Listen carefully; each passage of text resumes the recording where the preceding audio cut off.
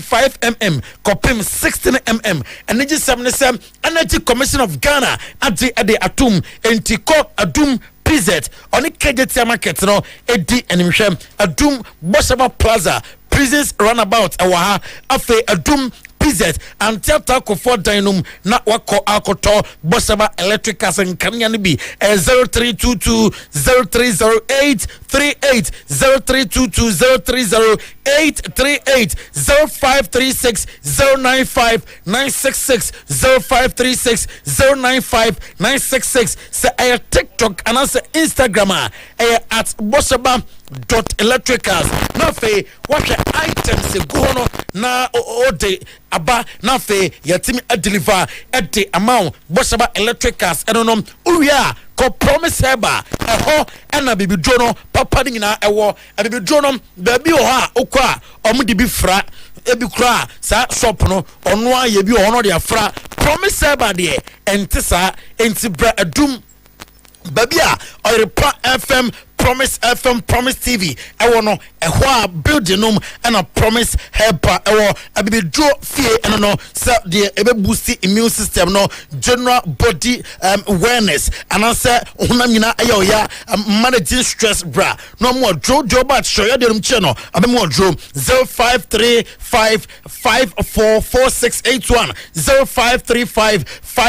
0535544681 na what friend promise helper madama and ya trans woman eka ho na yasa asem edi afin kofon kroso adum for no dum ya eda etnam ampaya ebedwa 7 p.m. Inter Milan was San Siro amone FC Barcelona ana edi egbani na sa game nom ana mede eto nim se ukomwa ensem pi ana efi game nom eba na mbetma confirm edi amon se Lamine Yamal and Simone Inzaghi ono coach ema Inter Milan na ninsema okenya ne say we would double mark him or say one player and conquer Lamine Yamal so Lamine Yamal so at Inter Milan our established Luis companies no and ya say otram obenya South freedom no na what Inter Milan and second leg of the semi-final etojam our San Siro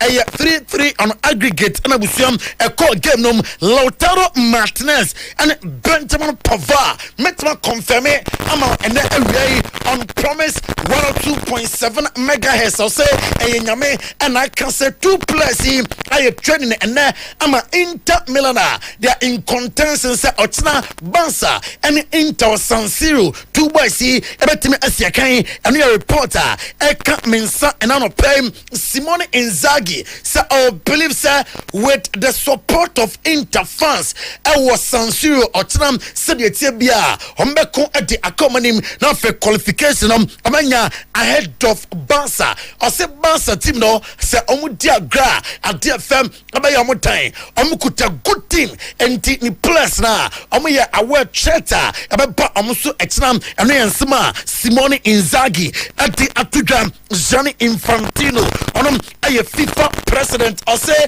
because of the promotion and ka obenyam awo UEFA Champions League final and ka onom Gianni Infantino nepe and say two clubs here our finals of the 2024-2025 UEFA Champions League ningina mono sem and ka ope Inter Milan and of Paris Saint-Germain our finals and yensemwa Gianni Infantino at the etujam Nyarko on Wednesday night big game ebetujam awo Paris na na away me studios no not me dim come on na demete items Ousmane Dembele the 27-year-old player who returned to training good news Emma Luis Enrique and memorandum na Professor Asavinga at the ensem ultimate atugam na prof nsema okay nyina ane say obekaya sa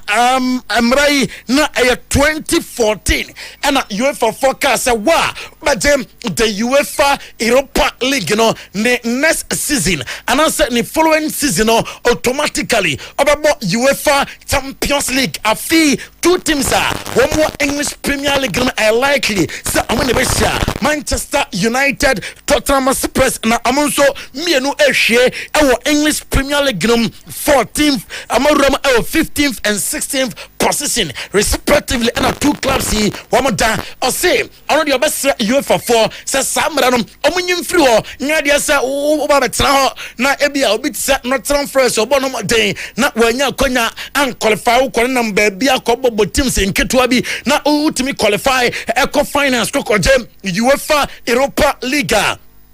Yes, say automatically bebo finance na feje na bebo UEFA Champions League of Frisa Samra no anyamna papa e wo se amuyi efi ho ene professor Asemvenga Nensema ati 220 mini UEFA stories na AC na awia na fe yakọ Spain ye dim komam I was Spain na awia Don Carlo Ancelotti nyasam foforo medikanka ati ache yanatwefo ene yanatiefo se owuranom ebefi Rema the team num na reporter yansa eka etem said agreement toja between Rema the team penning for and afe Don Carlo Ancelotti se free team num na deminim and say Madrid ebo classico nu ye nyankopon wa Sunday announcement about bonten se Madrid and Don Carlo Ancelotti etimi awie omo ene sporting director Santiago Solari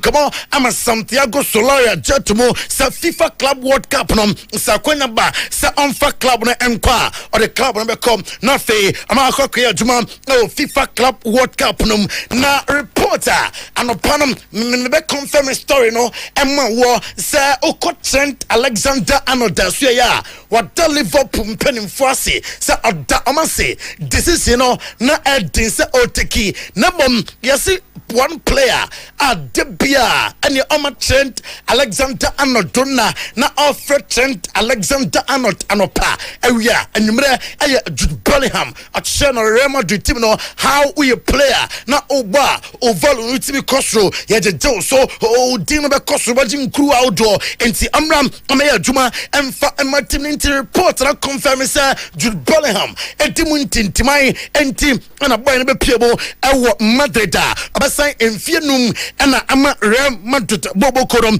anopay meritonim sa nyankopon boa FIFA Club World Cup on the bed say Madrid substantive coach Elton Santiago Solari na and di abakom maminko Germany na fame yani enkomo ewo Germany and awia Herbert Heiner ati atudwa sa Leroy Sané attendee agent na amugusua womo 18 komo se Leroy Sané ambassador le contract amanuom awo Bayern Munich abobokonum enwati oko Vincent company asuya o se obot ni plus na baso enka ono na ho den entimi enye na unisam Hurricane at the first major trophy as a player and a Vincent company di tuja se ene mo na na ebeba o se nipa baby na se na nije Debiano about the best Hurricane and it's our Germany home buying a fans no and funny Nyarko and here's some Vincent company at the Atuja and na area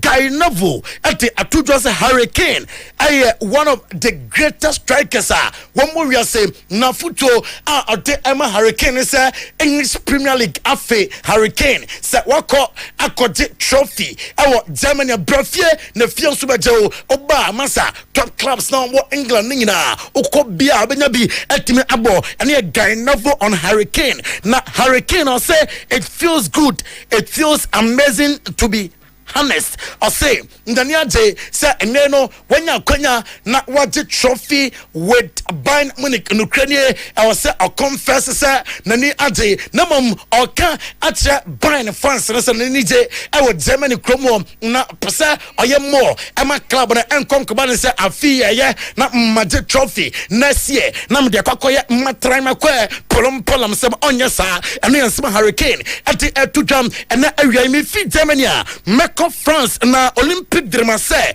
ɛne Lille forum etin komo Olympic Dremase ne Lille na reporter ekutam etem sɛ Anto Gomez 24-year-old no Olympic Dremase etin komo sɛ amra na amaya juma emfa team no Paris Saint-Germain Sporting Director Luis Campos metesa English clubs a wodo bebre etinati sɛ amra na amaya juma emfa womo Marquinhos defender Paris Saint-Germain na Diamete etem sɛ oko na suya PSG form at the 40 million euros aton so 40 million euros and amo ete aton so na amo chem sa Luis Enrique ne chese so penina ono be yo ho me na me captain me na me kese o team no agya kwan no anya omo be control mo e o team no na fam mama team no good results me report be say Jorge so accept Flamingo 3-year deal abeko akoya juma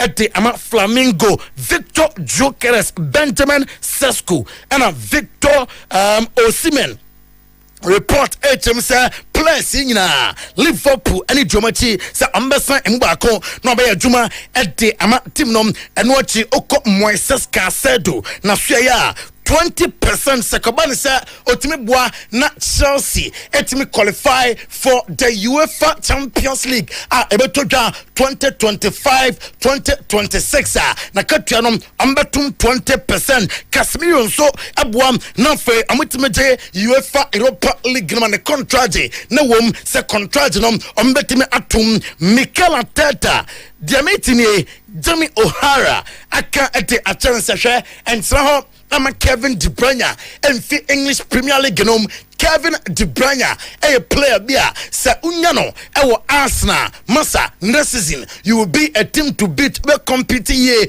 anya bonu nkwa ana otebema he comes with experience a lot ana otebema team nom guy novel at the atudwa sam Bayern Munich or come mate sa amaje Bundesliga na wie number no de be catch on say am fairly ewo Europe esansa UEFA Champions League no na ewo say amoye more na minim uko Italia Scott McTominay beboka 2.32 million pounds ningina mo say odnisika akwa investment am a girlfriend and a girlfriend papa wa show Scott McTominay boss ni sika na bona wo bono o timu 2.35 million pounds ekoye investment no wamfa mabusuani wamfa ma na yire wo de man girlfriend and a girlfriend papa nyese kaba no maguno ade no nkoye Juventus nso 18 kama se Rasmus Højlund said etie bia ombefa Rasmus Højlund na fe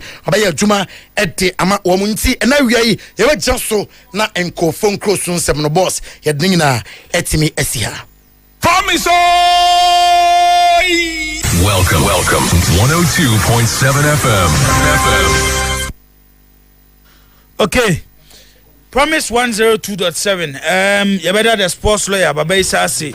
Na so the area ko phone cross na for den sem ewo egu ede amaye Clementino atnase ono so the ref na fin sem ewo fie nyina no Clementino so ede egu ede amaye owie abadwafo betnase na afi omo ede omo papa semnimu kopem se ebekes madu amana bonunsia na afi ebie line no ede ato na amanfo so aba no mdo madwenkyere aba betoa eye dwumadie ne so no nsia bo pepepepepe na ye sorry so ama no nsia kasebo no aba betoa so ewo Promise 102.7 o share on Facebook Promise Radio 102.7 and I say Promise Life ho nyina no ade a wonsa ebekan ye sa so na o share on TV Promise TV na radio 102.7 ho ena motie Clementino the darling boy atna say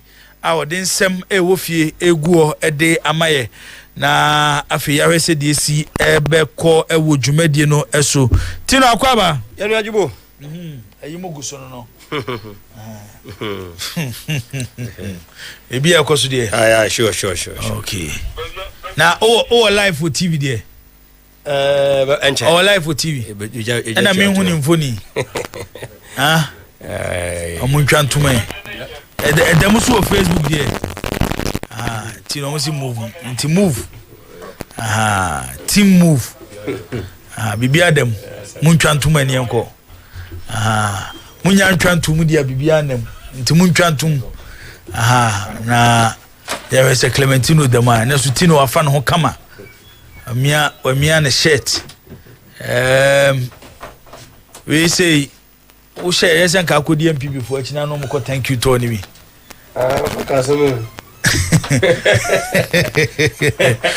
Always thank you to Atari bia. It's a red boha, blue boha, and a white boha. Efe, come on. We are boku sana. Hey, who call about Tony Dubai? Hey, Tino's who did you call home? You call him with the Alumba there, no? Dubai should have a man at Taco. Tobane Tobachel. A quarter now, your chairman. Who your patron? We are founder. Chairman, one air chairman. Cocomosano. Frank Ambosa. Central. Okay. Detective. On air chairman. Okay. And now we are patron. Founder. To position and Toba. Okay. Junior Robina.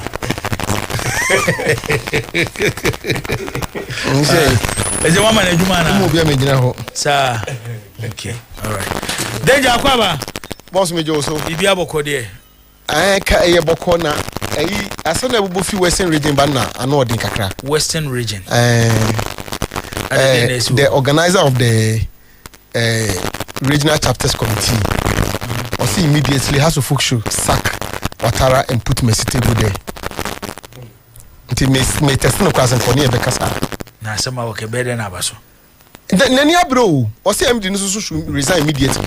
I said, Boban, would you want to say I grow as I say by Frank is so?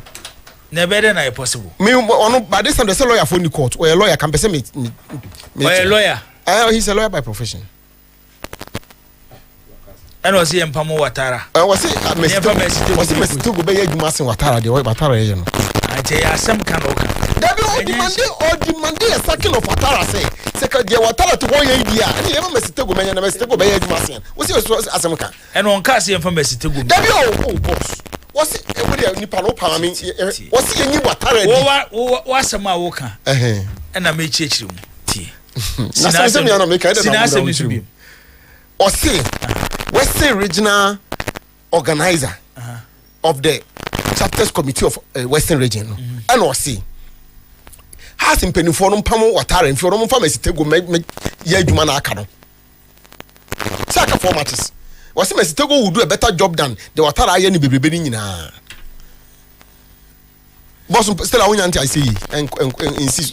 There was a minute to go numbers. Intimitesson also person in the casa. Numbers. I mean, my friend was sending messages. I mean, intimitesson say you want to talk to him now. Okay. And one, where we? So we say one man instruction. I mean, this so. Only be careful for Biakabium. Yako here Kakra by the hardworking your new. Mit mika wasa na minya desa se wo huni pakro is o afa na ka group no oi you pay boss so you pay boss mempa board and information picking say house folks spend about 50,000 on this match how many go there well go print ticket e boba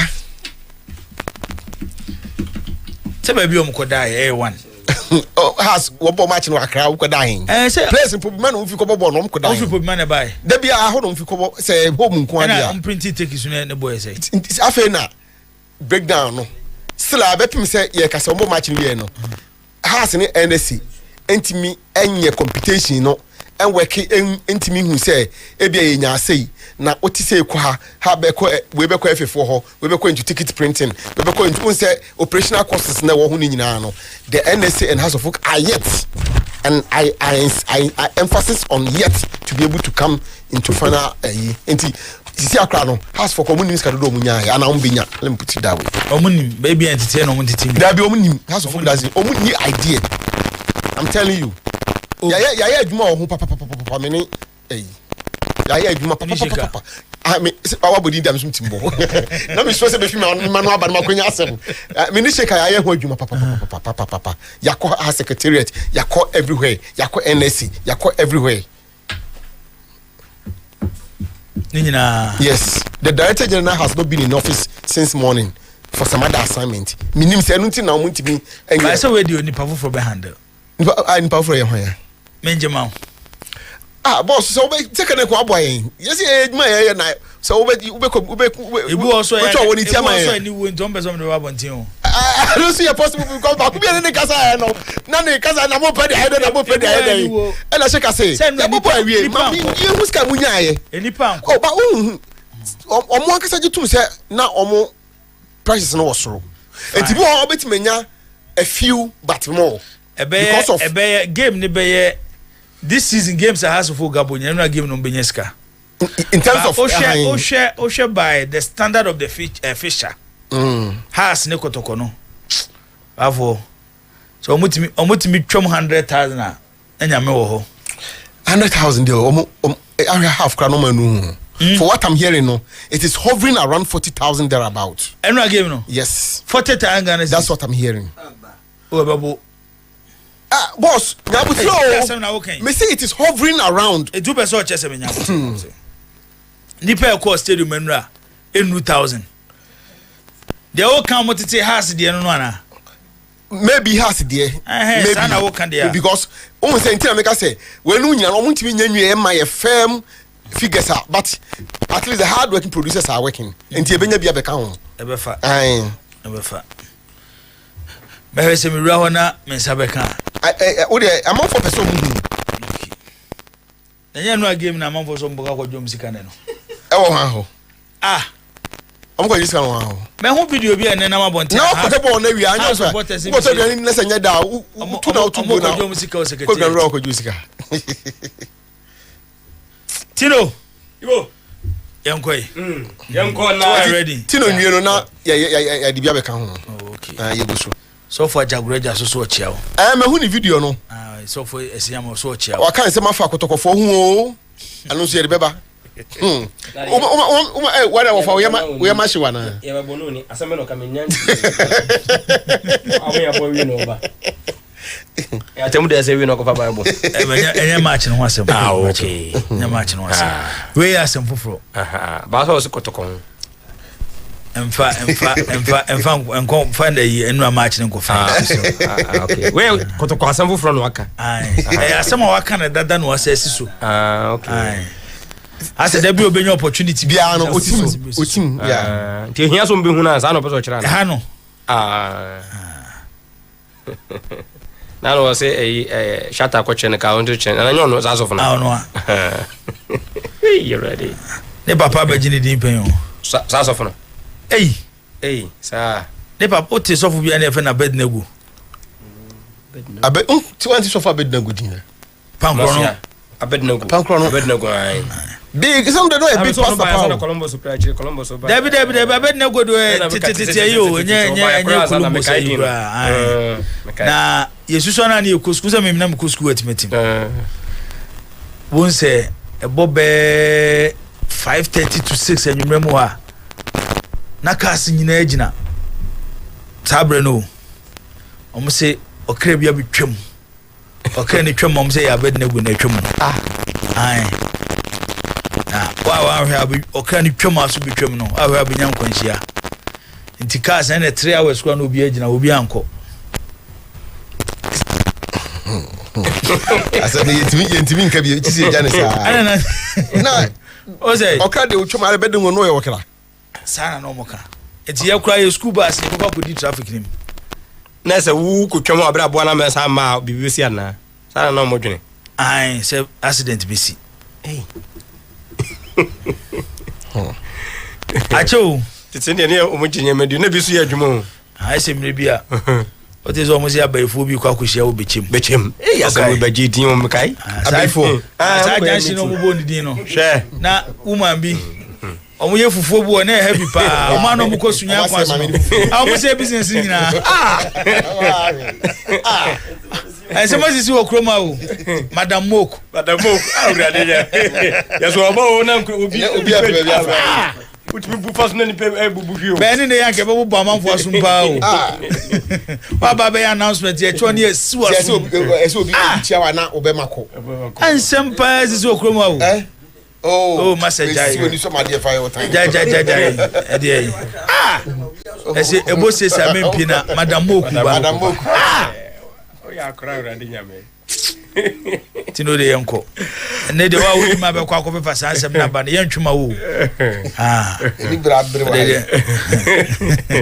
Madam Moku. Yanko. Jibo, yengram kakra nwumrei on the highway sports na yenyina nim say week 30 ye de abegu nyame adoma weekend yi yebekọ na yakohwe week 31 na ohwe nhyehyɛ pro so akotoko ekofesi Dreams FC other results fixtures no wo ho yebenya Accra Lions ene aduana Kotoko Dreams Brekum Chelsea bebo House of Folk Basket Holy Stars ebo pando nanu enu minipa bi okrum wo se ye fen Basket Holy Stars Evende Basket Holy Star house ye mukana basake basake also jibo amejina chose le bi menamo oje kan say Basket Holy Stars basket Holy Stars nya basake ntime mejini die ndi so ndi on watena wa twenya no Basket Holy Stars na he team ni beto no bia team no munya konyo ma chese di sibon no munya madwene maso nso mo no maso yese yenka di enim na basake okay jibo sebe kase Basket Holy Stars any pano Heart of Lions babo weekend di Kawela ebe share media man Lions and Lagos Cities ebo Nations FC na just Go Stars ekoshia insuatre eno de 3 points ne da Samotes eni bechem ni abenya Vision FC Young Apostles na no and na coach and dim eni Abdul Karim Zito was say onim Dreams papa Dreams nso nim no na yenka nche obia say we no pedigree ye de bo house no different from the Edibo Dreams. I know Dreams FC and Dreams FC knows me and we understand each other. But this is a case where I've just entered into the soup. And if I want to even call somebody, I have to think, who is this? So I think the pedigree of Accra Hasifo and Kotoko is not the pedigree of Hasifo and Dreams FC. I lose nothing if Has beat Dreams FC, but I lose something if Has beat Kotoko. So you see that I'll be very, very cautious in my approach to the game. That is why you saw the difference.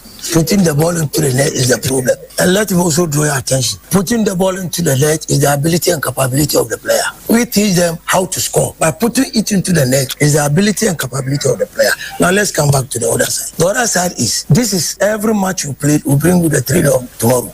So this, even Friday, I did finishing. I do finishing. Because when I came, I saw that finishing was the problem. So now we are creating. Now you are left to put the ball into the net. So this is where we've reached now. So by maybe the next game, we see goals. Jiwo weekend idia yababo MTN FA Cup way ni from week no Kotoko ebe share Dreams e Kumasi no na Abdul Karim Zito akasadia found Dreams nim no ono so nim mu pa na pedigree de bo ase no difference no ewom yenko RCC chairman Alexander Menunra na Accra Sports Stadium no say draw ni very painful wo hwe ball Kotoko ball ne draw ya e painful na to players no say they are up their game. Very painful because now we have born Kotoko boy na board na very painful pa but the players they should up their game because Kotoko has this is the tempo there. I mean for about 5 seasons I mean cuz a next game na emu da ho because it was just one way affair. You could see Kotoko they ball ni na but as if they drew the fanated now players na omo promo too much. So take a chance kakra bia and can we have been saying the first story but as Antonika says the enkabemu this is I say but you never say never. We are still working towards winning the league and then Makasa Kotoko in the league boss in Ubia and Tia they say you never pedal at all. No, I can't any referee film. Of certain today, I mean to me I wasn't satisfied at all because referee there was some decisions there I will say and that he was not on point. He was not on point at all because I would do Kotoko has a foot match and then they been the queue. So I was all your ball. Maybe in Kotoko I didn't take Kotoko I was in China money. It's my Jimmy, it's a Hasa Jimano, a Jobitani Bano Jitiano. But there was some decision there he got them wrong, totally wrong. Yes, RCC chairman Alexander Menu Jibo and yeten and Kanyanko has a cry na and Alaja can be on today's post or ni and come out ye no say ampa and ra woman no na ma boy twice and say na minimum say victory ne de e bapa. Enyekra. One who will tell me to say, Mr. White and Noah. And I'm so over victory. Of course, when you said that me 3 points you copy. But the Gonzada has as well. When we share baby, and that's what we say. And maybe it's one of the games. Why come here and maybe do. I may share the home and away every match there this year, including the 4-0, the premier maybe could even make it. Oh, calculate 4 times to me now. Supporters be a yetis or Mokaza say, Coach, no, the Edri, Kamunyana can you bote and I'm the Jano. But a good Jomu, so papa. From where you sit, send a mumu. To be honest with you, when fans are watching football, they see it in a different game altogether. When the coach, it's been one call for this show. I'm going to me fresh.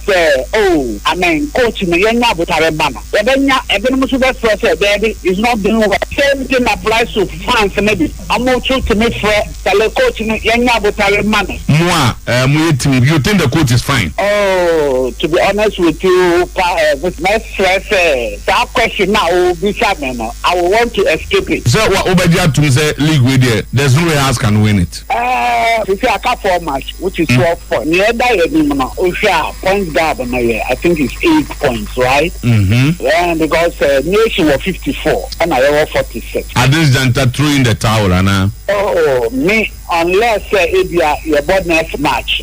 Okay. I mean, who said clearly, if you are league, maintenance.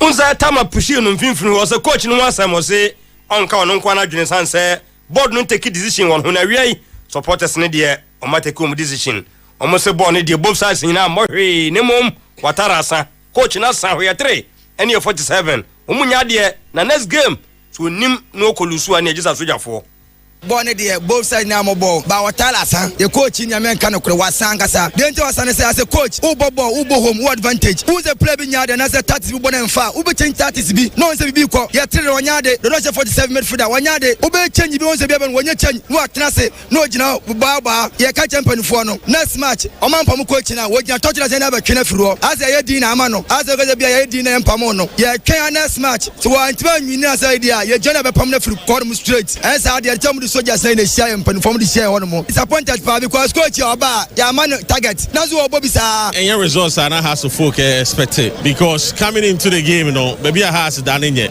It's not you share your rivals. They see winning this game, but unfortunately, it's me winning. Watara so the tactics the rest of system kaka because they're very predictable. Boys in the J ball now no my balloon. Now when gets in the speed air far ball no. I'm to be supply Hamza. It is option yeah said to say boy I'm on need to me hold the ball no kaka. Moving into next season, the best expect say to be changes kakra dey. Amaye and Kotoko fantastic team. I mean, right from the back, defenders in here very strong. In fin also babaya ya there. Kwame Poku the area is more than the corner Nisika no. Most be free of him so Kofa Mokola Moba. Yes, in Bella na Mokola Mopadia Kwame Poku to me share has. Ouattara is not a good coach. Let's face facts. And Kenya and Kabwake Bas Cote d'Ivoire keso Tinemu yeden. Echo. Ouattara and coach. When your opportunity, no, so many matches on Puvushe, and then our terrible. One that is probably our terrible game. No, Amboshe, Zitwa, Befa, Kotokonanu, ya creating medical Kotoko Bibi. Watara Amboshe, and to Watara, the Nicolas Oyede,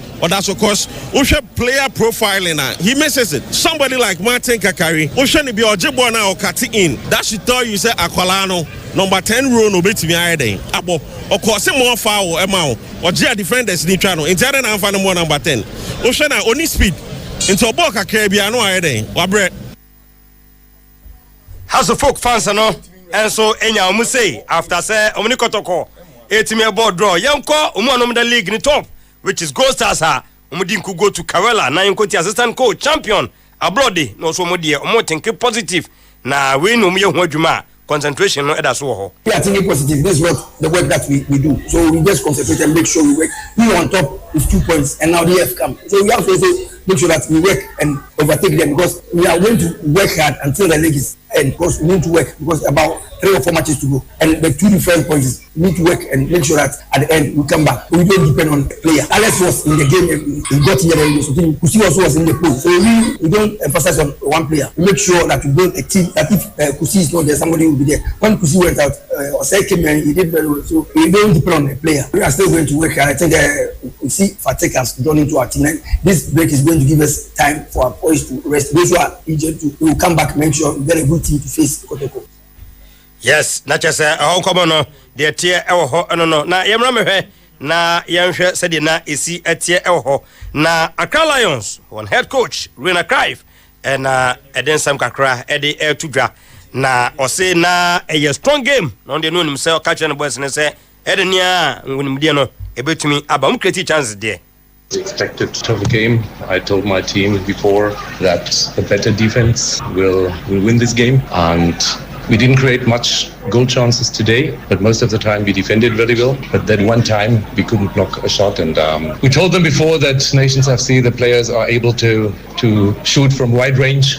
And we have to block every shot. We have to block the crosses, which Nations FC is doing very well. They are dangerous in that. That one time we didn't do it good enough. This is why we lost that game. For me, it's absolutely no pressure. I'm probably the one in the club who has absolutely no pressure, because I just can win, you know. Nobody thought that we would be in this position after match day 30 when I took over. Nobody thought that.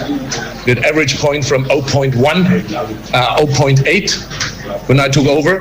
Before that game we had 1.46, so we raised the points per game by between 70 and 80%. Nobody expected that before, so for me there's absolutely no pressure. Jibo yenko under 20 camp na yenko we wo hoye nanim say yen first match ye bodia Congo 1-1 and then you remain no nsia and ye host to Senegal na no and a vice president of Ghana Football Association Makado paid them a visit and na ocean cross Ghana for nyina etamochi na meden krandu do na free minister ho honorable Kofi Adams ho and eba sanso and FA president Kurt Okreko ho no mo Ghana force mo first match mo nim sana more den sanse Congo contender omo bobo ye pa nanso support ndi omugo so e de ma mo bo mpa yese ene enkunimde no betumi aba we ene nkranhye samu a okoka kire omo ahead of game a enwumre Ejibo 6 p.m. omo airboy no na sisi de to dwane se Gideos Esiakon abaye goalkeeper ene enwumre against Senegal. Ofori Makati captain Ejinam Da Costa entry Emmanuel Mensah Lord Afifa Abdulaziz Issa Jerry Afriye Joseph Opokwamankwa Aaron Essa yewo Fanyin Dennis Mafo and Aziz Mesbao we and first 11 Ejibo yede FC Senegal Gideos Esiakon Ofori Makati Da Costa entry Emmanuel Mensah Lord Afifa Abdulaziz Issa Jerry Afriye Joseph Opokwamankwa Aaron Essa Fanyin Dennis Mafo and Aziz Mesbao we and first 11 Jibo yede Asia Senegal numere. I say before your first game yene Congo no senior be kan se ba me hwe Congo game na me ho ye na boys am kran kran mu nyina ye rasta amu hwe ye na bibi koyira wo eji tuwa ya nko isi omu de to so man ka me hwe za omu nyina almost boys na your first 11 am se be 2 bi and omo maka nyina rasta for are Sisa se omo mo nka bibi nchiro omo de show mo asia coach bana under 24 rasta ayi youth players Asquad Deportivo coach na nka obetwitwa 3 nyago no ayi Camara are well omo yesa ball no ko mo ball no mo ti dem no mo bo mo ti o concentration wo tire no so do more than do mo ball no are cause nipa be 5 kra no na almost plus 11 be 80 ayo mo ti dia na je say oh no person dey Ginit Samba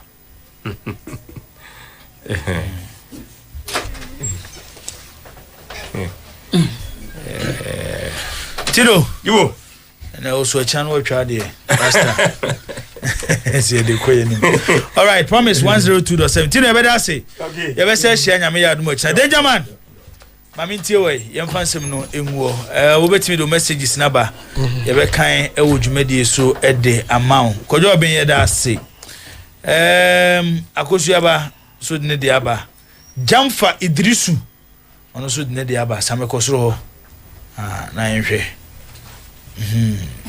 ana akwasi de wa ha Afrani Isaac eso de wa ha Afrani yeda ase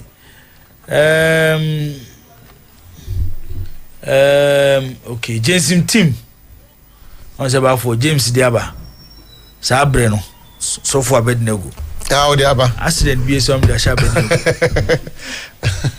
accident bi am se Abednego okra na twem so mo na da ba bi na edin edin foolish sa se cast mi gina o 3 hours bi nko bi ma because Abednego abi twem nti so okra na be twem Abednego na be twem no hey emre twem danger boss sem na tino de egu on ba bi abefa akomi akwaba opani mejo so bibi aboko de de akeni ewe de aso onim nyame fe nipa de emre dane ade nyetambia na onim efe meko kameko transactive business bi amfa te ba sa untumi fa se de ma sa business ana diska baba no kre sika na meko wona adu sika ko jiska na so bi wona ko jiska me jiska go bi ho na amfa na business na we dey say business business de transaction na ya me koji obi ya ko sere ska transaction na me na ye business me ko sere na busia na ko sere me ko pebisia ba me jiska go bi ho so on cars one for ma on cars one for ba time no ko no time no ye just nyambo another time to do share that way is why no open that's all betuna na non future obetuna na osaka ti me hwe no mu traverse ako me free for kra me for mam direction na me ba me kon mam direction do ko still nti fa anya he na me boa nti me ba na sa utimi fa se ma so cause adecha no ba o accounts be so ye yate why be fa say na so na ka pass mo fe papa no pa mi hu na wa hwe ni na so fi woni hwem na so fi woni hwem bia ni sika ba no asesa mani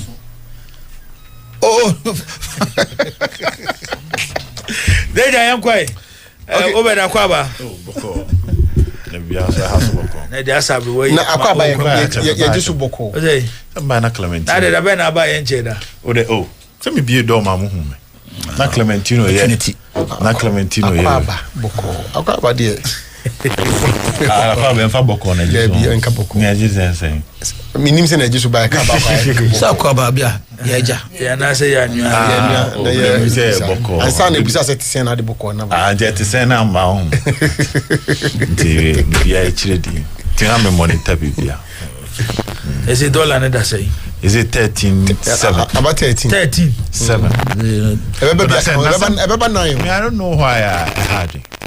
Ese ba atu boju babo ebeba 9 ese timi ba unya encounter e come ba no dollars also come aden e cost na nyede because na did the problem is yet member phone there yema yen ntia from last 7 dollar do be affect enema your turn about thing by the man no price continues to be high for now for say the ends say no o makoto agu ho say no makoto agu go ntom beton ko fra ba 5-6 months maybe I be do be 4 cities and be affected ese me ba be 4 cities atubetwa ogindi 7 year 4 year no me pen be 4 4 year say no wagu den na etimi atonio ma fra manone okay ese de tonio ma fra manone Matias so bia na ho do come you know do come aden a big problem a problem dollar na etiba from na a problem say ko so na come ko so that you what dollar 16.5 so what $12 yeah and $80 so no put no me ka be fa wo so America chiro so what dollar ngu ho so kana no den do I we don do 13 we dey unyina ba M13 embra bi be aka ho because boys not targeted baby $20,000 for abrochiri it me ba be do be 4 cities ah udende kwa no wa 4 unya kakra bia utimi unya kakra bia turu ko for South Africa wana enche obesu avo de yanko boss mami hwe Watara no na I'm here Watara because the cause for sacking of Watara no is now growing louder by the day. Now say ebia ya hide ya fan light. Baba so woni omom wo bika especially omom ya has a chita for no edi nkomo a. I said sa rehemu no munya woni mu a no mo de tire chi na ba se mo de to watara no. Sa rehemu no is fading away with the speed of lightning. Now it doesn't look like watara best survival. In fact, one I can say heat in the band of now why be now why but wait there baby able the corner adding because so if she has team now and what was see now even the goalkeeper seems to be losing confidence. Even or when say see idea goalkeeper now why I say the obi any that so to the sense now no mo call near ibunte hokra he spoke about him. CCA say if the goalkeeper the confidence in the car the whole team is gone because back line no and upon that I can be more samrane they may be good individually but playing as a team no almost so all mistake now number 2 no ekoye no or just with me just ball to mo down them sorry bands na obebo no I want mo hear video no now baby any you be punished. The space between Orchestra ball no any okoye clearance no anywhere any striker bia and any big goal bia no the likes of Ishmael Adamo no you be punished obey we ball na kobo ahwe so are si nyina ho e ma Orchestra ball say enko for girlfriend ma so ni koto jollof adia ba sa na be ball no enye any striker bia we go thief bia no you be poker free they will punish you. So the team is losing its confidence. And no dey coach adwuma unko kan che supporters some men encourage players and I say omonfa bibi meche players mu they can't do that. Enye what chairman eba be ye enye MD na eba be ye purely coaching. Ti am say me be who can say be say ase Watara when it comes to coaching as in coaching now he's lost touch with the job. Bia say ni discipline you know na then omo kasa yen fa nko technical director no you may be want to agree with them to some extent because clear coaching puni na technical director say how the obi be practical job no because yahwe oja touchline you don't see him say wo hu bibi na obegina ho no abe ye bibi ama asesa say na omo bo game no has a start game no mo bo party no bono set play no sa ne dia component ni say so no surprise that your prekuka say the team has lost its soul and you could see say this is not house of folk players say I alotenumu ni ajata tanumu rap park so a omo ba even in recent years cry we be nyan no crampo no so mu di team ni ba park so a you see some phobia spirit be as you do in the boys. That is gone. And to me, I'm not surprised. The call for his head, is growing louder and louder and louder by the day. I'm not surprised at all because the supporters now, omuta wechino. So omufia says omu you omunsa. Your days are numbered. Media, I think last week Wednesday, me send captain Eka say, I say, obia. The powers that be to me on some cabino. I say because of Watara and discipline, their team no no. I say ni any idea be I say best anytime soon. Captain, me come me did seems to be the opposite. Oh dear NSS there no. I come on me did dear. Watara say we season I say especially the last 4 matches he say emu be mienu me say bi anko ya he won't survive. Na so we the season here we boss omo man mo nwie say aka say 4 games season ni dey ahwe obebo wie omo man mo nwie from all indications ye be see anya see awie season dey ahwe obebo wie but say wo wie na say all to aso say we coach tena ho no mo say ohiamre no dey ahye team no na nanka house of folk relegation threatened na wabaya am say o be that 6 therefore yenya no ma on hwe say next season obeto aso na bia obetima bibi ni dey it doesn't look to me like Obenya's opportunity no ekwa has first pam coach no me hu sa ini bo Watara hu boss next season obeho boss me udie ma me yema no sa 2 matches 3 matches 4 matches ya kan radio obi so see oni players ti do betima ya na oye no. You see, I beg to differ. When you didn't make us no, sir, a teams na a house of folk no. Player for player, house of folk. I know more. I'm more swag. House of folk can compete with them. But say woman has a bobo na. Who say has a bobby view.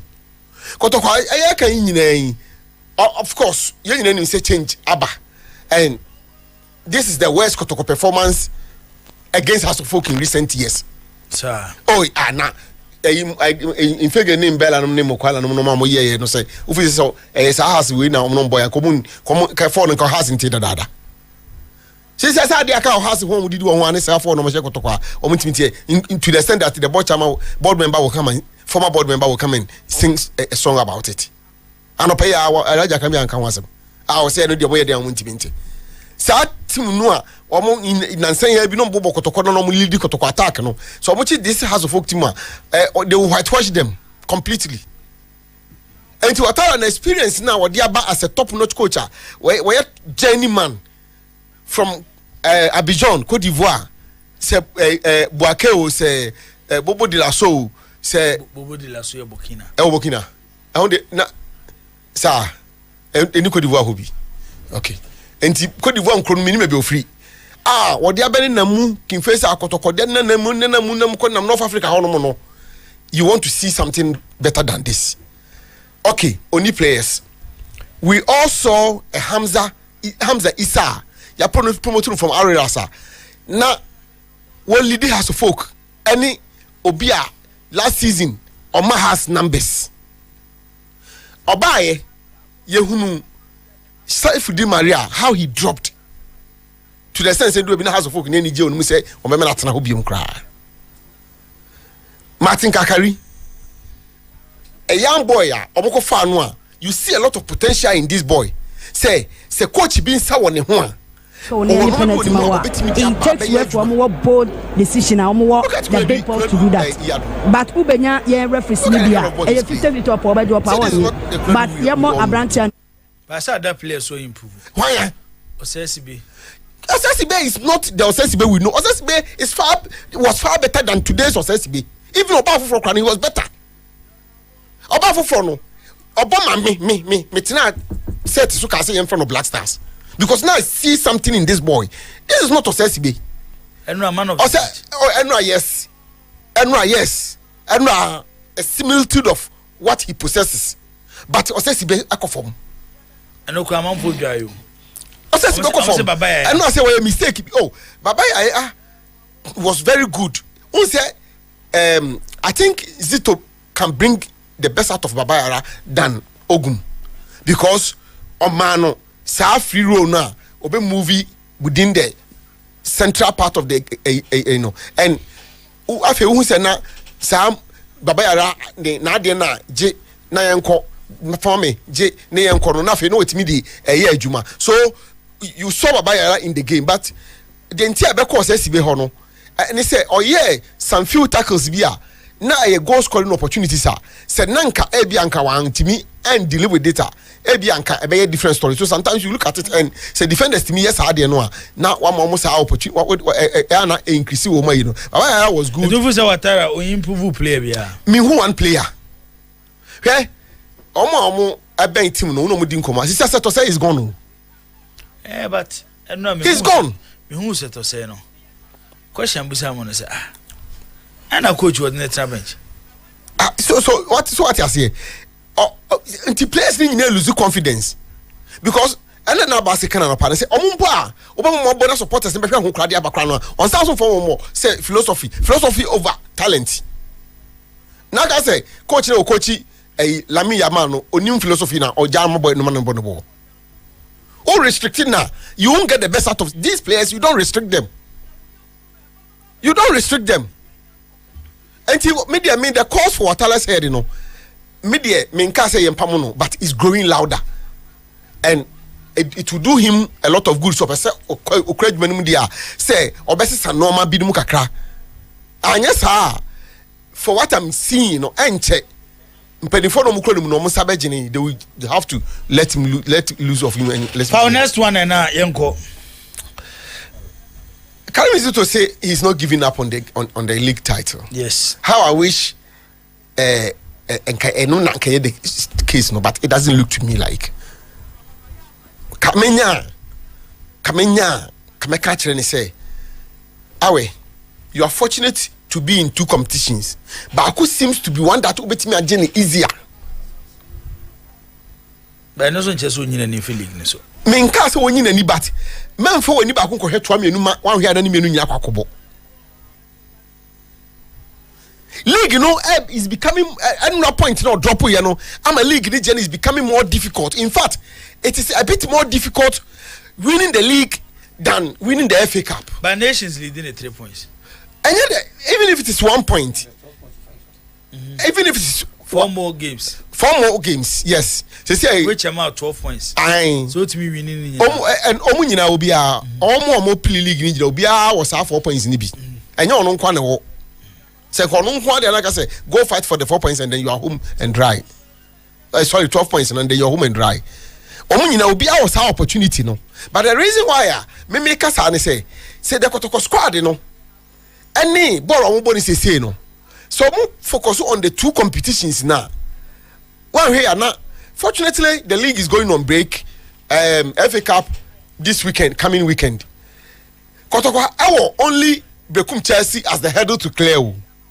Yes, final no be a Division 1 club by all means and at all costs because the 2 other semi-finalists no Division 1 club. Therefore, final no be Division 1 club versus any of these Premier club. I mean Chelsea or Kotoko.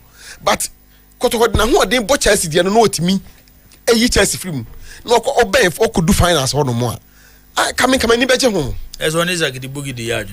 Say Isaac Kasabe, so say Isaac me ni pa no. I will say I don't know share Champions League no sure born no more na we pass kwa pounds. It will do Kotoko well to play in the Confederation. Aye.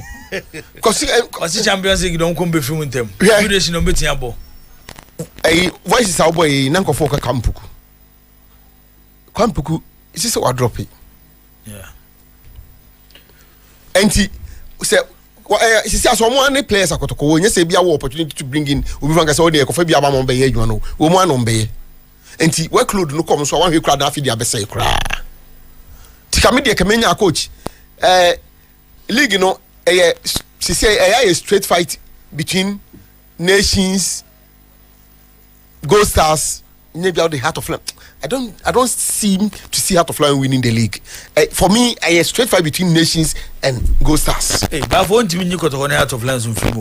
Me you or move but media,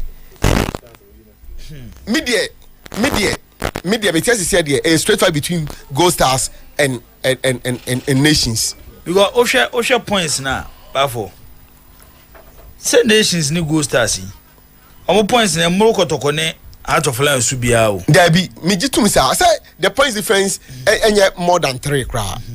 So enye se be me nim and I'm not saying say Kotoko ntime nje. 2-3 weeks ago, me can say no more that be 5th, it's a 4th. And the be that 3rd. Nations were 54. Gold Stars were 53. Hey, Heart of Lions were 53. Even Heart of Lions that second. And Gold Stars that 3rd. And I got to go that for 51. Now, but for nobody, then where you for him. You see, the point in say for Kotoko. Omudo money me nu. Omoni ba ko hweto me nu no. And I'm here concerned. And I think the FA Cup is a bit more achievable. Only Chelsea are the hurdle now for Kotoko to clear. For me, Chelsea Michel Kotoko, they will beat the other a semi-finalist no, who will come into the finals, eventually become the finalist. No. Kotoko will beat them and win it. Now we say, what's the FA Cup? No, I feel we are okay. And yes, I say, okay, yes, it's Miji League, you know, and I say, we want day, no, concentration, we kakra, we hakakra, when we bounce on Nina Swabo. When we bounce on Nina Swabo. A very bad. say for instance Kotoko Officer Kotoko share FA Cup no Kamenya no munyo money for league ni so not entirely but focus on FA Cup no so more it's a league about 70 enko FA Cup no so no for 13 na mfanti 30 league no ho hwa dey so obi slip na okọ na ya na wafa okay I me penisa. This is my view.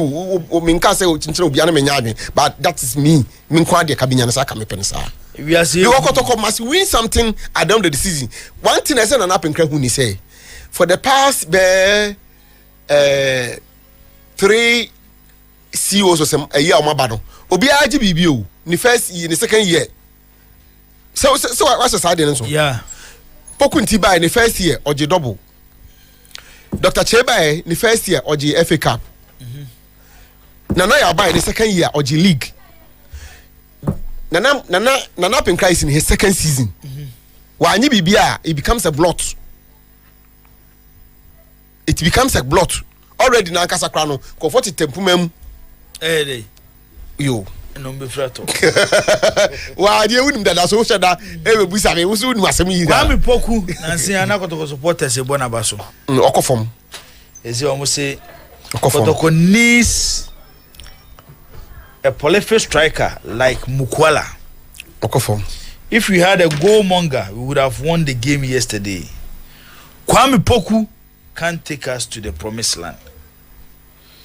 I saw man home so boss say the message you about. Is that bad? I don't think Kwampoku is that bad. 14 matches, 47 goals in the league.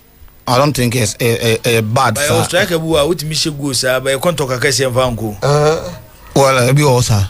So yeah. Now England for striker be no ball Sunderland. Kevin Phillips. So mo both season be o she go scratch and Lanchera. England for still Shera. Especially I know or proven track record. Yeah, why or experiencing that stuff until do baby. That's how it is. But I don't think it's a Kwampoku bad. I think me blame you as Asante Kotoko's draw now ball against House of Folk no on Coach Zito's neck. The tactical approach to the game no per the all cano and ensure how the Kotoko players played. Because Ultimates was through defeat. At the hands, Maame with a cautious approach. It's a Kobasa. I don't have 2 players in team. No, more Kokro Musro. It will be a Sabia. Midfielders are support to defend attackers. I say defenders are support to midfielders. So when it is a 1 year team, no, I say kill it no. But because of the coach's approach, hey, don't go. The players no. Seem not to go in.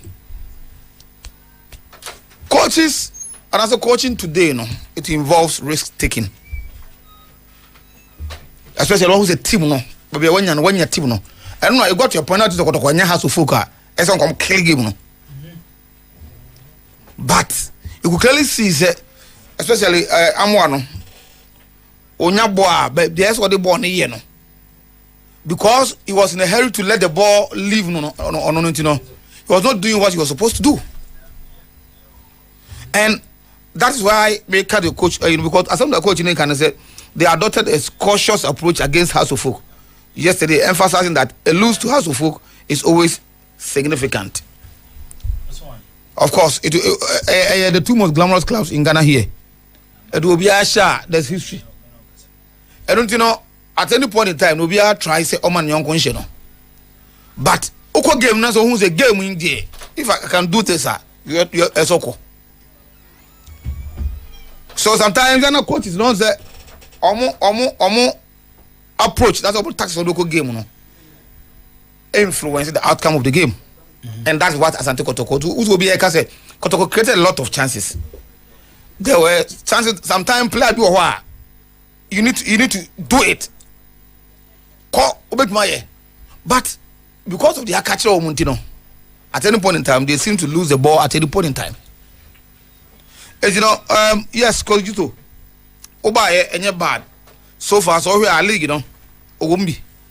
So we are teams are every league, I think we have massive points. In the first 2 games, we have massive points than almost all of them. Because Babiano Gold Stars, the last 2 games, we have a point. Nations, 3. I think Heart of Lions, 3 or something like that. Kotokodanya 4. A man can league no or count competition or count as it stands now. No, will be at you got to confirm. So I think that the next approach, coach, let's go. Maame Colin is mess about Subi. League leaders, Nations FC. Or more a coach, Kasim Mengel, and they or the Nations at the top of the Ghana Premier League. Yaneno Aiding Commandumri or Promise 102.7. Coach, I remember Akwabana. How is life on top of the Ghana Premier League? Oh no, when you get there will be pressure. Those behind you will be mounting pressure on you. Okay. You have to focus and stay alert for anything that will happen. Okay, coach. Now, 4 matches to end the Ghana Premier League. Nations FC, best started season. Most of die say about drew sa stage na mo na Ghana ye ka team that topper. Was it part of the plan? I would see me before the commencement of the league, and I being our first match. I told them we are going to be one of the contenders for the league title. And they asked whether we are going to win. I said we're going to be one of the contenders for the league title. That's what I told them. And when the opportunity comes for us to grab, we will grab it. Nese mo plan ne mo target ne hona na team ne nam. Sa pepe. Na coach then ma mpanimfo de target bi say si wani so no with the two mo looking at a young team last year na mo fi division 1 by then ma unya sa confidence to even accept that target before the league na kasampo be start. So before I would see maybe they were not ready to go to Africa. Yeah, but any man you be drew baby we will not the Germany are cost second turn okay. Yeah, nearby any man will be able to say bit magic leaking na near bet you tremuna ya sign your cheek. So when we came, even during our first season, we came, we were pushing behind Samates. Yeah. But near maybe we cross so so this season we make sure Nyamana high and last season we will deal with it. And we were able to deal with most of it. Not all. Okay. Coach Sanya Okanwa boss last season at the point Moko share summer test war. Summer boy Emma Amafunya GDSA Nations Mobeji League na no edru baby na fe top 5 no krana mo ye free mu a. Inform so ben na hu wo team no mu a wa de to just say money management tenase amutimi fix some of them. Oma Nations Kita for said there won't be a repeat of what happened last year. Confidential something, because that's what I told you initially. We've trashed that out. Yes, you drew this far. Last season, by this time, a tier sign. But this time, we are on top of the league. We've addressed that issues, internal problem. We've solved it. Oh, okay. Well, as if I feel no joining, I coach Kasim Mengel. And Yanene Chichinkomo, coach, you're tiny Nidin Komopa. And now on the Ghana Premier League, 4 matches to end the season. Nations now on top of the league. And Yanene Chichinkomo deserve all the necessary attention based on Omo Modemba Omo Putuno up. Coach, quite soon I will survival to end the season. Because I'm out for Yem Shishi Omo Kakra. Omo show matches in ABC more ding. ABC Mudaho. ABC there be air Dema Nations. Especially war home matches was my drop some vital home points away the money the best team away in Kofo Sura away no requirements na more so some amount for heartbreak wa branke so especially home matches. Sorry, home match that incident there happy is past since then. You see you lose match your home view you lose yet. Okay. But no, we take match after the other, one after the other. I cap 4 matches. And the league is not over until it's over. All the 4 teams are water for every team can win the league. If you are leading the league, you have to focus, concentrate on what you're doing, and you take one match after the other. Okay, coach, me no din come I tidy tactics won't come up because you are a man you believe in tactics. Second round signings, tactical issues. Ben, I'm not trashy. I'm go in for bit say Emmanuel. I know what was the problem because now you only saw Chawote is scoring, but you went in for no. You only answer Marco for Christopher Neti. I'm for Lenke left backs at the Mamo, but as a book keep hope Michael Abuakwamu. The coach then the leading to those additions are clearly additions, you know, pushing the Baba do top of the league, you know. The system we've been playing, you cannot leave all this thing on first charity. So you have to get someone who can complement his effort. That's why we went in for Yumarano. He's my boy. I brought him out from Beijing. Okay. I know what he can do. And the role I want him to come and play. I see he's the perfect man who can fit in that role for me. And I net is so, although we have some fullbacks, but the role we've been playing, the way he plays, it suits our system. That's why we went for him. Oh, okay. Coach na Razak Epra affect him more. Do the business end of the league. Oh, see, we recover back. We don't want to rush him because we so last our matches. So those who are playing and they are doing well, we have to still maintain them. Teamwork, you know, because even when he plays, he will go. Okay. After probably next week he will leave. Okay. Until he maintain. No, and they are doing well. Okay. With his absence, we've not considered go until penalty. Will break my share. Apart from that, we never consider in a go.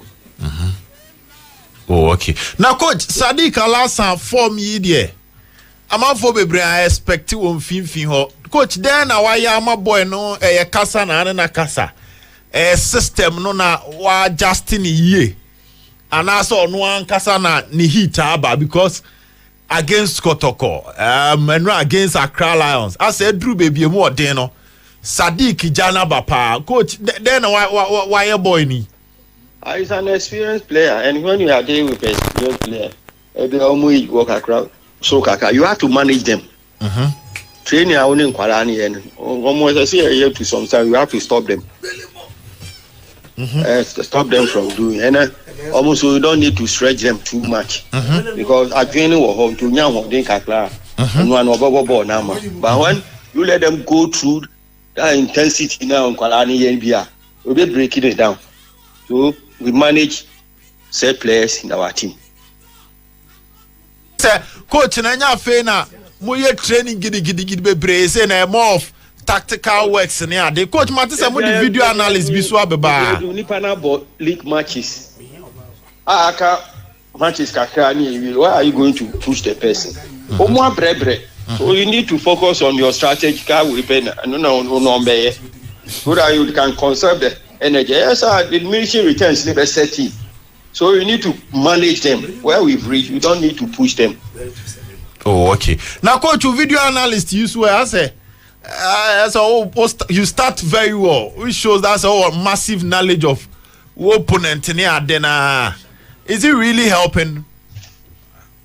I mean, I want the highlights of my opponent. That's what I do watch. We share the highlights of my opponents. Sports highlights in Yama. We are highlights of my opponents. Okay.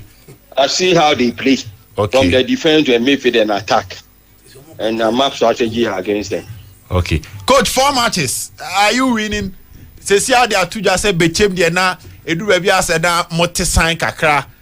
Nations are bibia entesa financially.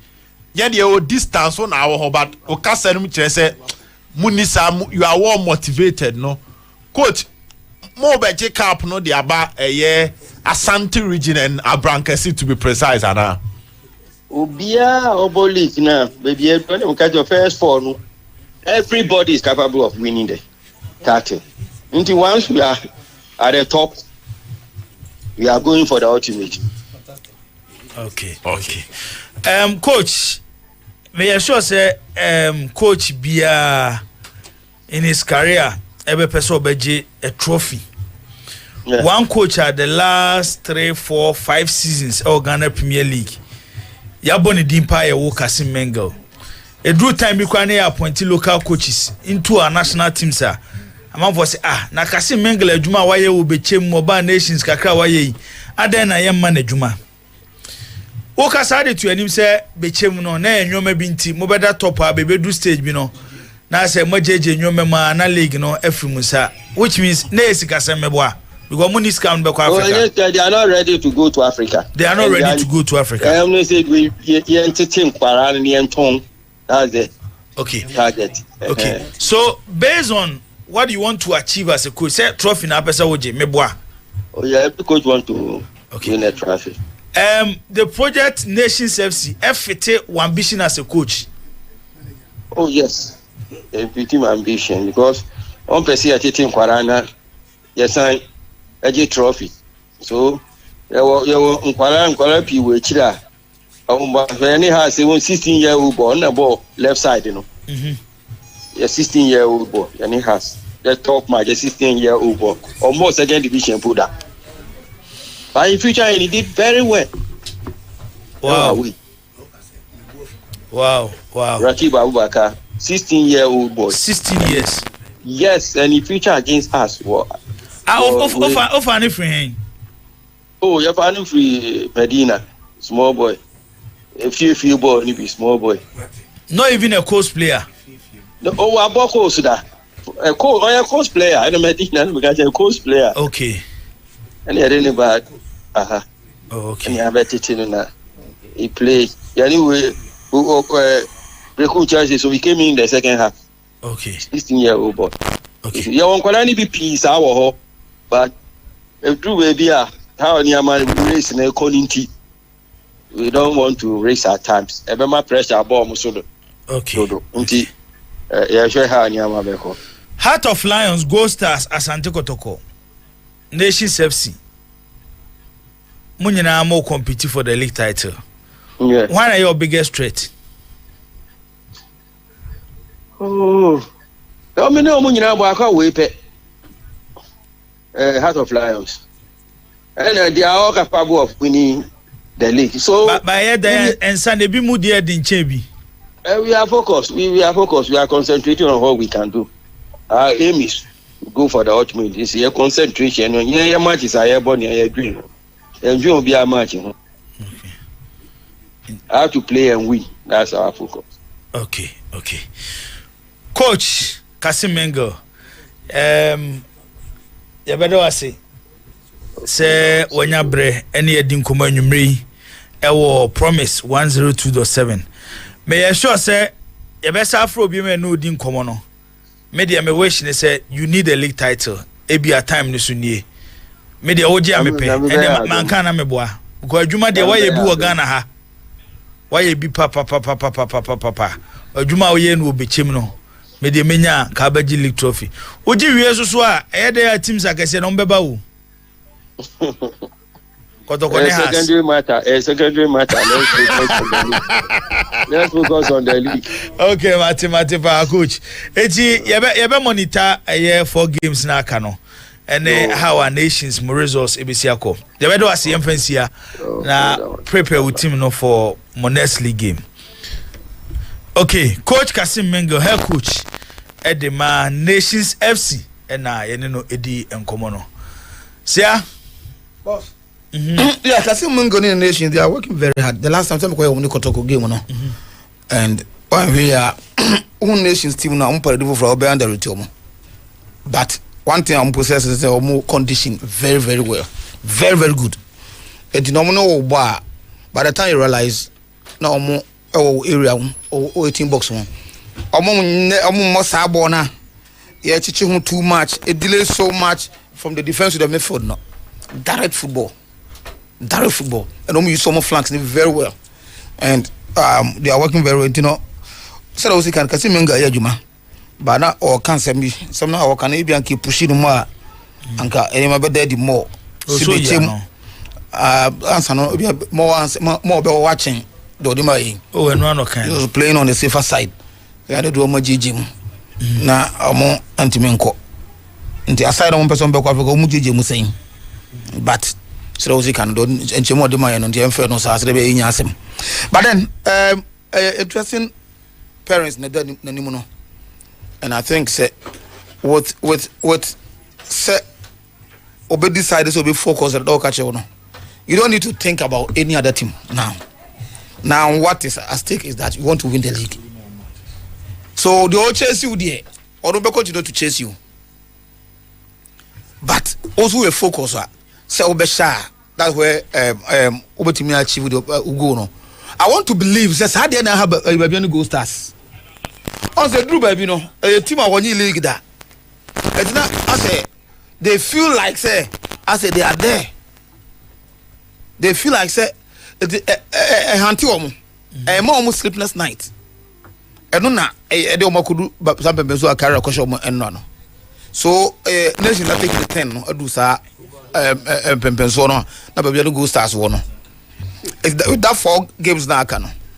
First against the Accra team of Lagos Cities, a team that is Olympic. Very very well. It looks like say the chances of surviving this year's league, you know, are very thin. So, open so league, the approach, you know, you should know. Ghana football. Then you come home. Now you're Jumano. What I say? Then you move some at home. Aye. So enough from Sah, but you can give it a go.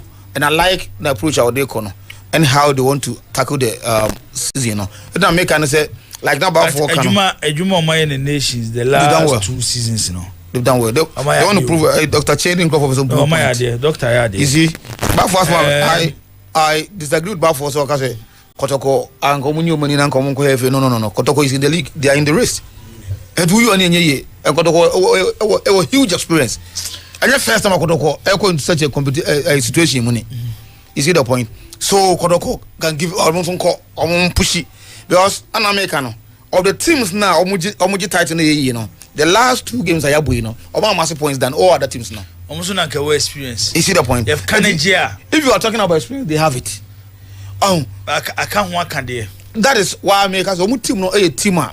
Pay a league able any clubs no dear. Kotoko team no any teamer. Obit Maka say more form as compared to other teams now. So they have a game against Babiani Gusas. I think no big more of a game changer. If they go to Babiani and they are able to amass 3 points over there.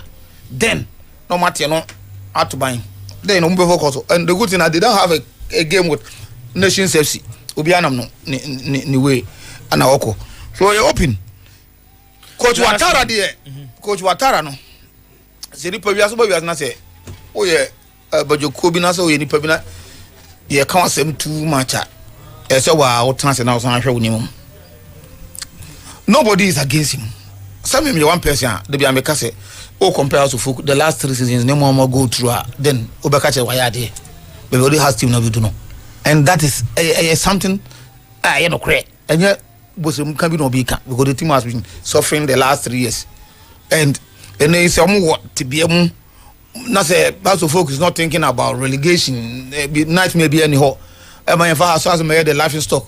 No, yeah, can't. Now has a couple against maybe chim na play be boy as well clever ho na skills be acrobatic you be na wapa na net na yeah bo game na be chim the can first goal senior minute na take ko na has that form now supporters so do TV team that alone sane ma trauma na go through no enough form it's not there anymore. Abbas was telling me say it was the same point no other team na nya there enya Watara fault on the end they say Uncle, they have to folk support that over there. But what I see Watara say, on the coach or the has worked with Magic League. And for those who don't know Watara, no, Watara has never been an extraordinary coach or Ghana football move. Mr. Bogu, Watara, even also Kotoko Muko or Coach Kotoko at that time, those is Kotoko League, you know. Watara was not winning the league. why one of those restaurants maybe coach is almost be na yebo but oni any magic won be or the sisane ma be o team na we dey na eba amuru hunu aye ne TP Mazembe ne the Moroccan club ko tenka director na za apeja no ayinim tama watara ho ayehu ba oba park no so ehu ye no say watara dada na ase bitimi bu no akoye machu aba. You see the point? And watara ball na ball he doesn't play that progressive football. He all say ya Canada dada since one enga say House of Folk team no or control games. And you cannot win the league with a team on control games.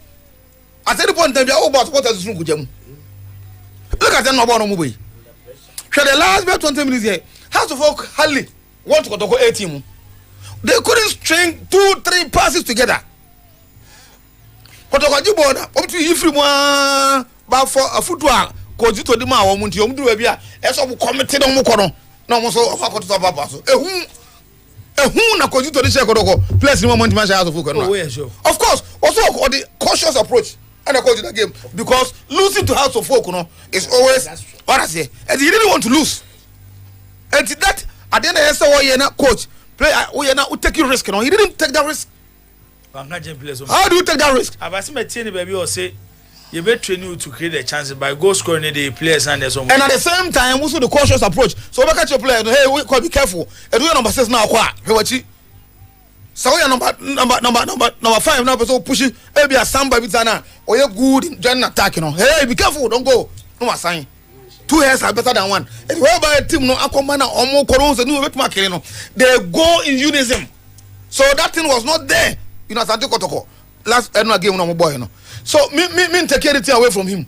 He's a coach, but at least I can't go against Hasa and can get problem. But for the statement I'm there, analysis I'm here.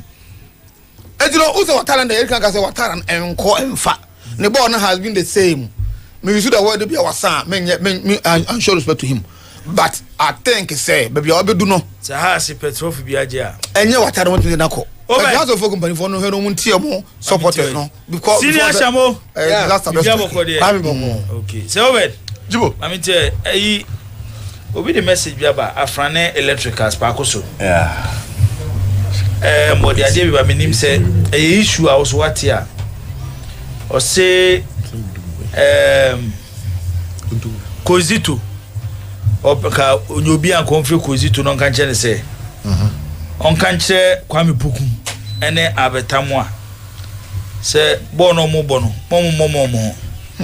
for the interest of Kotoko na o hwese de omusi bo na ase obi e bobo no ama ne ho ase o mun hye ni understanding bi ase players mi no ase o mo ko for mo personal glory meaning say what it is ase ni bia ana o hwe o mo bo na asa na tie obi oni odehwe ball no ye soronko kakra obi awe when am we say ball bi abetamu afa dane has defender bi kwampoku ba na nsem who says boom eno de eno na say ball ya solo why your mama ye wia tenasidin ko fa problem ma say ye nyina ya bodwa na ye twen wo because unfinished business for so be we ba Saturday no so no bibia ko kama okay there that's what we ba no be unfinished business obi bu akonta because omo team me wo office wo sabum so obi ba ya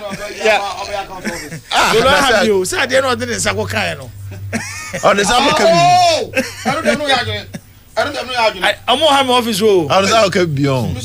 Only pressure. Say last week, let me near around into the net. The solo transit. Who says? That's a radio.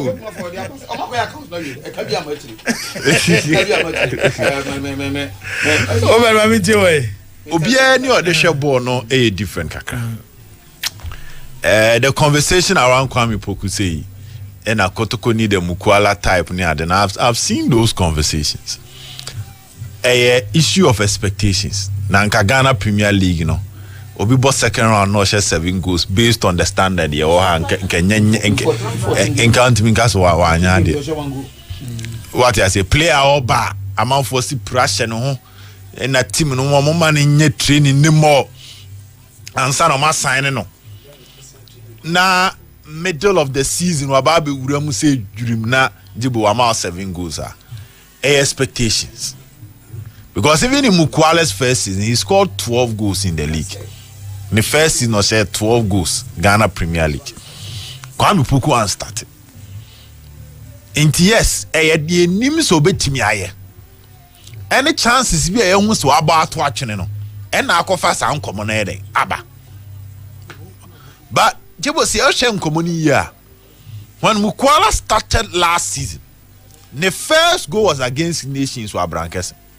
No about 6 matches, no I say 1 goal.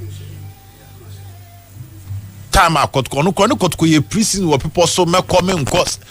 Enti especially or the two say he stay in Ankasano and started taking over and started leading Kotko attack no. Enti Kwame Poku is not a bad but he come Kuala the enemy ya. Asem we ever start season me kind. The number of creative players are now Kotko last season, this season for no omunduru. Neo Kotko team are now Lamte. The direct replacement for Richmond Lamte was Emmanuel Entry, Wayera. Baba Hane Ebon Abasu this season, no last season. There was Eric Zeze. Matches are Zeze Nyani Dino. Now look at the kind of quality chance and Zeze create. Also, no issue inconsistency in ni Subano. But now, Famana, especially say, and then they were Bobo na, no mass supplies pa. There was Shadrach Ado, there was Rich, there was Enoch Morrison. When you know me a creative players are no more the Kotoko team. This season team na that one. Nipa saying the creative. Erima Kotoko. Say a shame community ya. Auchi in creative.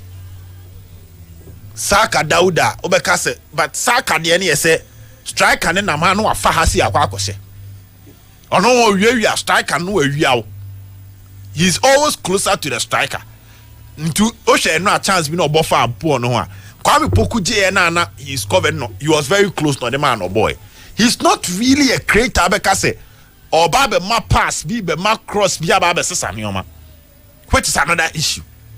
This is baby I got creativity improving was there 3 and 2. Right Patrick back and left back. Lord Amwa. Omuna no mo call many ma no mo supply but through the middle pass Kotoko boy biem aka ebi a striker ne goalkeeper. Dodo say na Kotoko enya. Enti Kwame de ne say yenim de obetimi aye and also the movement ne ye. Enti ebotimi move gyina be we Kotoko ne true democracy go your say yeah. One touch shot pine no about to atrim what creative space amano but see a can finisher he's a finisher and a finisher being here supplies. The difference between Kwame Poku and Mukwala is that Mukwala can help you enough for build up.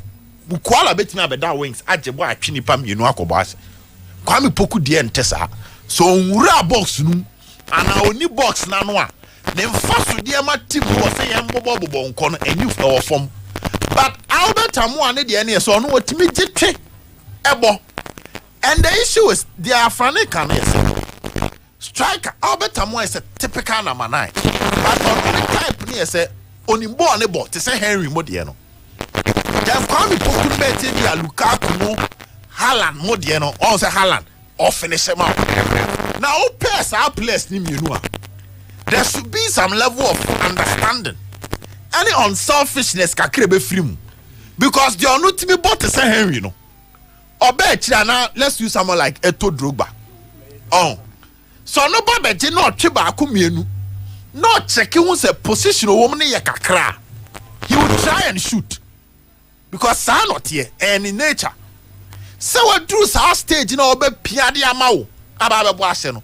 Hey, I'm heading.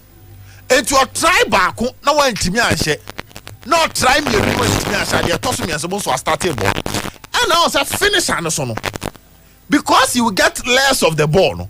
Most of the time, on Usunya, he's looking in the mindset in scoring, shooting. And to finish, I bet me a boss shot and keep a save. And son of Baba says, send no big in a position, Papa, and cannibal on home. It was here, they be a cast on your surface. And so, no, baby, no, Boba. Nebia de ono ne boni gina ye no amfa ma na next time ono so mbo ma no bo se na why here next start Into the Zlatan and Messi had issues. But Haaland any De Bruyne mo enya issues because De Bruyne no naturally no ball no kran e ba no or look at finding space for you and adwuma no.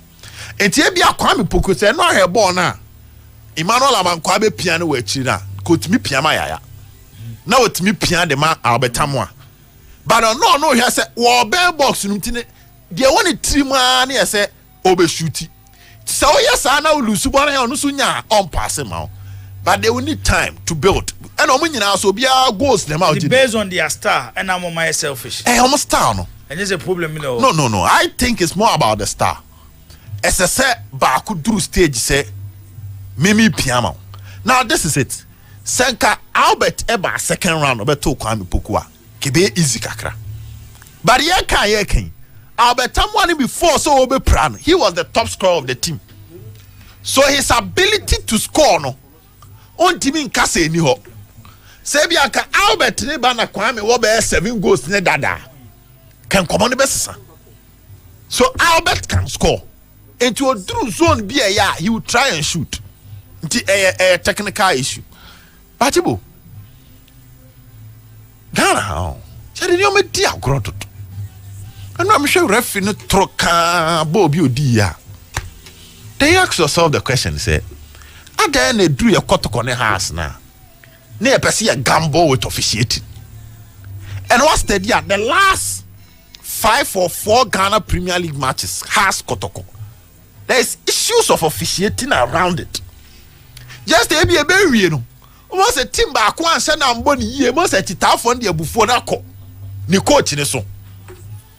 By a kind of cry. Offside BOR and some fata. Yao bless Eba Kruma. He was a promising referee. Yao bless was a promising referee. You na Afia Yao bless kwa enti di Kruma bi. When it comes to official, ebon dia mse we die. Mas what pia di pana control baby anu nduru ye. Anya Yao bless e godi Carolina ni Go Stars. Me monitor. Oh, no. I have to check. Now Henra. She referee. Oni gidi say ball na odi no. Say ahopopo.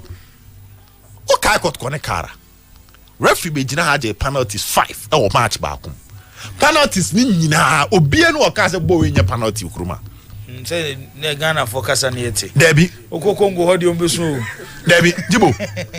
Oh, oji 2 ma kotoko no. He went to the stand say kotoko say ni mienu nyina no. Kotoko twa kara play anu asaje. Ghana has say referees do say no say magic penalty am out first.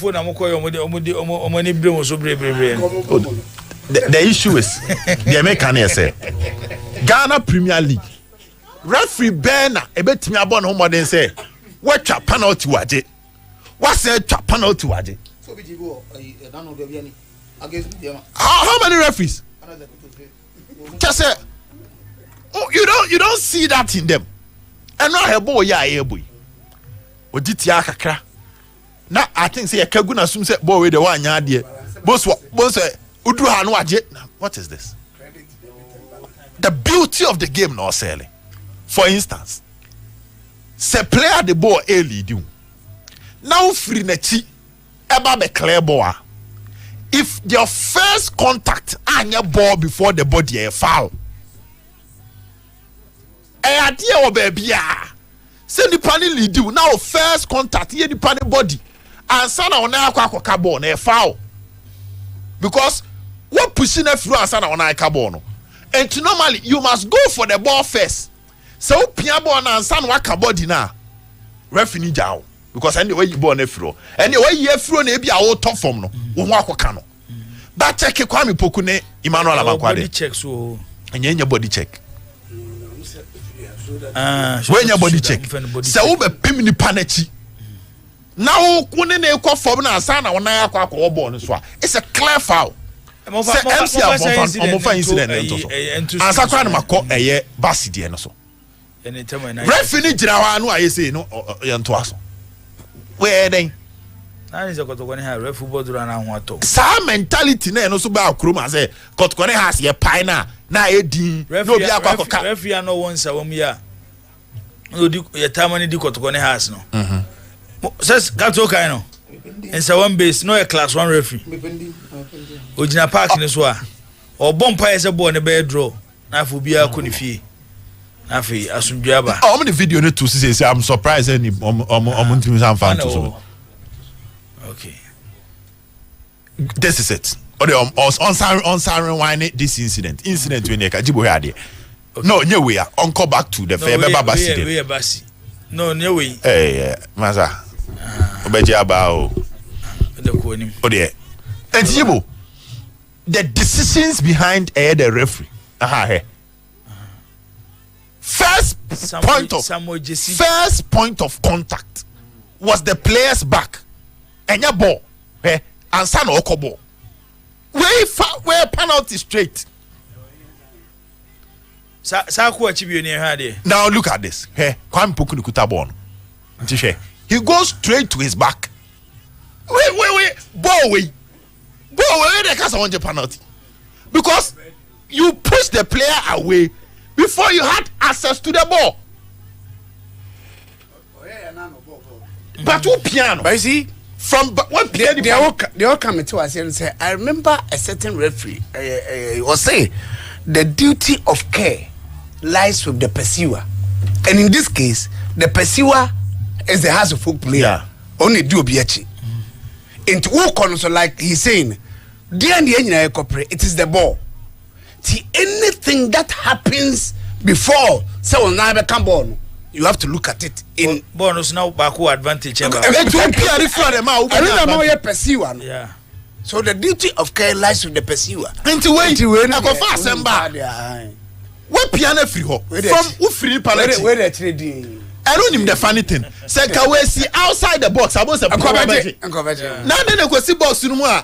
I know there I think I want to come here. Say na who say Kwame, to be honest with you, it is not so glaring.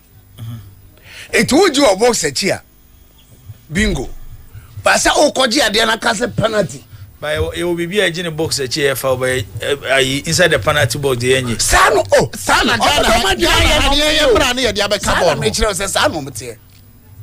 this one it's not acceptable. Onia kukudro no.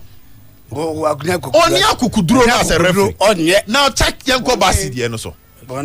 Where crowd he's closer to the scene. No. I won't pardon you because obey home. Now Nyarko Basi, you ask yourself the question again. Then how is this a foul? Or anything Otiane Obia kobo ball before so be kick ball no Obia wo ball na fra ma na to ampa ho. Now check Basi 9 crack go straight. Enti ekwa wo no ne man nipa na atimi anya force akosoro say. So anything you can say contact should be either there eboa no man na 9 kosoro, even the body movement no the 9 ko wiem into the permanent wa hen refuge foul. So I think say we should go for the best. And then your bobo you Ghana ha. Your best 3 referees you be nominate your man referees for nankasa. Ebe 2 omo so aba yi ba ko so ya ade no. Ye mbo has ne kotkoma yi nya sa referee wo mu da. There no. Daniel Lai undi has ne kotoko. Ukoka obi say na our has. And also ukoka obi say kotoko form pen asem. There be Madrid force omo mbo. Eventually, yes, our referee did. They didn't change the referee. Referee or Barcelona. No, sir. I'm raising issues. Okay, so and has Nick referee will issue, and I got corner referee will issue. What is get the right person to officiate the game? Course no na sorry so. From one game them kosoro. Now attendance the end the said near. You jamomo.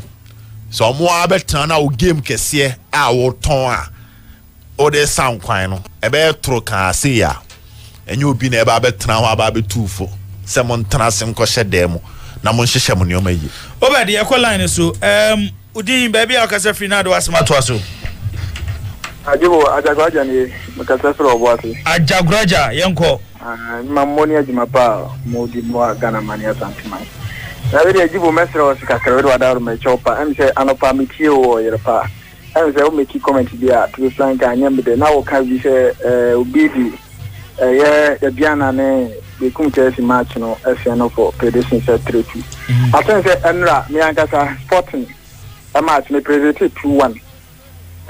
Sometimes when you are Chelsea your first match. Yeah, game masters it me play the team and them de bia. Kotokone has Enra me me brother back we you want me say goal and go. Ubi and Siku always 1-1.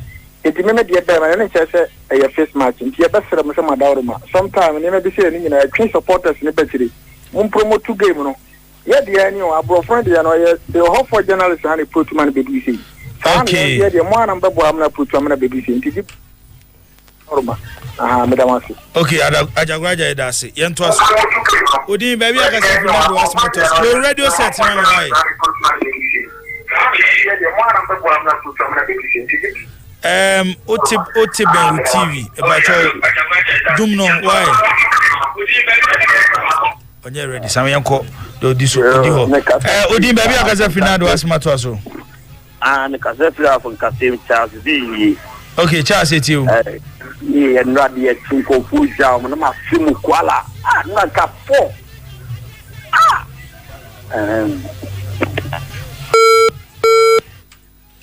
Odi baby akaza Fernando asma to aso. Hello. Hello. Good evening. Evening.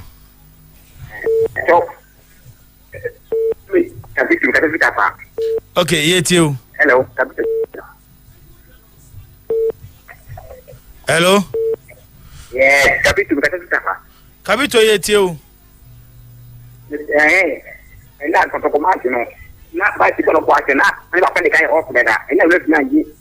One moment. Oh, okay. All right. Okay. Okay, Capito. That's it. But if I can Fernando asma to aso. Good evening, Pastor. Your friend operator so.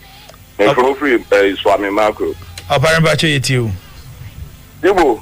Yes, sir. Afena Mate, and maybe not many more to Kobefa has your head coach and asking me all kind of best at a leg. And not born I boy no has me any coach.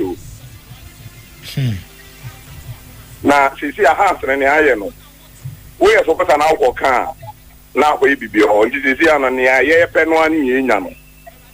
Your boy FA Cup match and I free money. Shabola boy, and my Shabola has a boy. And you know, more be it to me be all when you don't want to say, Madame Monsoasi. Yes, you are say, or Pare, Same Yantoasu. Would you maybe I can say Fernando Asmatoasu? Yes, sir, Big Joe, because I free Ocean. Big Joe, it you. Yo, oh, I am not in the Akase, Ghana Refis, Omana, Emma, Ghana League, and Ghana Ball football, and yes, and no share Kotokone has match here. You say, Panet is true. Panet is true. How went to Yanji? And when you could do it, you could do so much we are then. So I could do my cook any one. But in the book of Abaso, and Ra, on ball, on ball, Nefe, and Nakotoko ball, Nefe, I can have. Okay, yes, yeah, that's it. Yeah, Toaso. Would you maybe I can say Fernando asma to aso? Daddy boat me make us a free abraso. Daddy it you. No casim my idea on church ramode my head. Now, coach, your friends are referee for no. Omuma Ghana prayers no. Ebo papa da. Ball away with me say panity. When you chapa, born away with you to one can when you born a few and asshole with a foul. Now we are better now. Tim no, you know the whole Ghana Hano. At me, Namana. Huh? Well, we are the person penalty with a message. And no consemini, no consemini, the more Yakakra. So, Kutia, I have not written Timo. Daddy boat, Yadasi, Emfadu Chato, and I am sorry so. Would you maybe I can say Fernando asma to aso? Hello? Hello? Hello. Yes, sir. Good evening. Evening, oh. Program now, so now we. You made us. Why not in my programs about be here for so? Okay, I'm saying, Bush, I said, it's a cotoko. And money by no money, we know.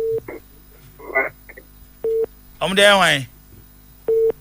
Mr. Kotoko Ben referees or Ghana Hanum. Boneben Kotoko there referees. Our Ghana Hanum. Okay. What we've been at the main night when you buy you. And you're moving beyond a referee and the main of a buy. We are a referee here, because I'm not saying now, if you Minister of Youth Transport or not also unity. Sir, Honorable Sadam, not also unity. You can say, the referee